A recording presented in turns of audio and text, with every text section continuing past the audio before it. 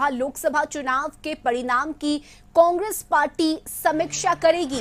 बिहार में 15 जुलाई से कांग्रेस पार्टी समीक्षा बैठक करेगी।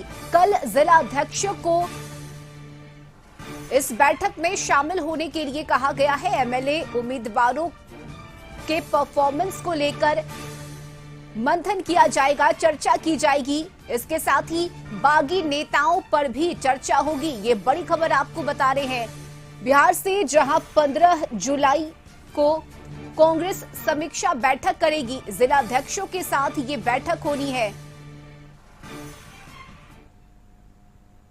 तारीख से प्रदेश अध्यक्ष डॉक्टर अखिलेश प्रसाद ने निर्णय लिया है कि चरणबद्ध तरीके से समीक्षा बैठक की जाएगी। प्रथम चरण में 15 तारीख को जिला अध्यक्षों को बुलाया गया है। उनसे फीडबैक लिया जाएगा कि विगत लोकसभा चुनाव में कौन कौन से कार्यकर्ता की सक्रियता बेहतर रही है, किनका ठीक नहीं रहा है, किसने विरोध किया है, फिर आगे की रणनीति विधानसभा में क्या होगी। तो प्रथम हम जिला अध्यक्षों के साथ कल बैठक होगी।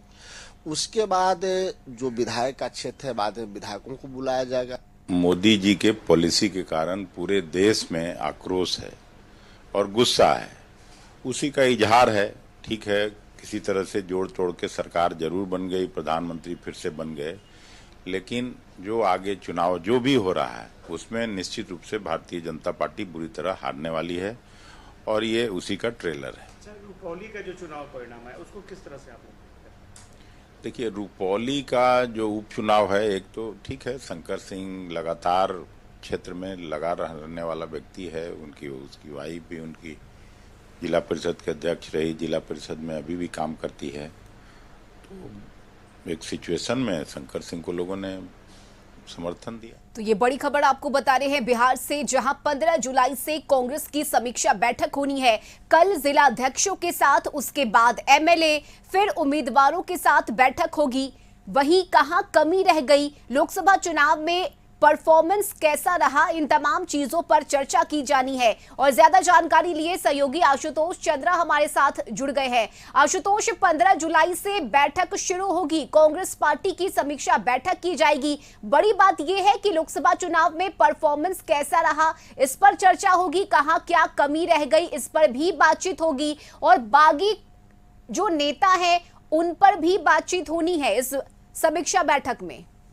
नहीं, बिल्कुल समीक्षा बैठक शुरू हो रही है और सबसे पहले जिला अध्यक्षों की समीक्षा बैठक होगी और उसके बाद चरणबद्ध तरीके से अलग अलग विधायकों की और जो प्रत्याशी हैं उनकी बैठक भी होगी और समीक्षा होगी। स्वाभाविक तौर पर सभी दलों ने अपनी अपनी समीक्षा कर ली है, लेकिन कांग्रेस ही बची हुई थी समीक्षा के लिए और अब फैसला ले लिया गया है कि समीक्षा बैठक होगी। सबसे खास बात यह है कि विधायकों के परफॉर्मेंस को भी परखा जाएगा कि आखिर विधायकों ने किस तरह से सपोर्ट किया और उनके विधानसभा क्षेत्र में कितना कांग्रेस उम्मीदवार को वोट मिला या फिर गठबंधन उम्मीदवार को वोट मिला। और उसी के आधार पर भविष्य में विधायकों के टिकट भी काटे जा सकते हैं, ऐसा जो सूत्र से जो जानकारी मिल रही है, ऐसी चर्चा है। और विधायकों के परफॉर्मेंस के साथ साथ जो प्रत्याशी थे उन्हें किस तरह की कठिनाइयों का सामना करना पड़ा, कोऑर्डिनेशन था या नहीं था, उसकी भी फीडबैक लेगी पार्टी और उसके आधार पर आगे जो रिपोर्ट होगी वो आला कमान तक दी जाएगी। तो कल जिला अध्यक्षों की बैठक हो रही है और उस बैठक में भी कई बातें निकलकर सामने आएंगी, उसकी भी समीक्षा पार्टी के प्रदेश अध्यक्ष करेंगे और उसके बाद चरणबद्ध तरीके से बाकी नेताओं के साथ भी बैठक होगी। जी बिल्कुल आशुतोष, इसके साथ ही सामने लक्ष्य विधानसभा चुनाव का है। ऐसे में इस समीक्षा बैठक के तहत जिन नेताओं के परफॉर्मेंस अच्छे रहे लोकसभा चुनाव में, जाहिर सी बात है उन्हें बड़ी जिम्मेदारी भी विधानसभा चुनाव को लेकर दी जा सकती है। 3 सीट ऐसे रहे जहां पर कांग्रेस ने जीत हासिल की। पूर्णिया सीट चूंकि आरजेडी के खाते में चला गया था, इसलिए निर्दलीय पप्पू यादव ने वहां से चुनाव लड़ा। हालांकि पप्पू यादव ने वहां से जीत हासिल की।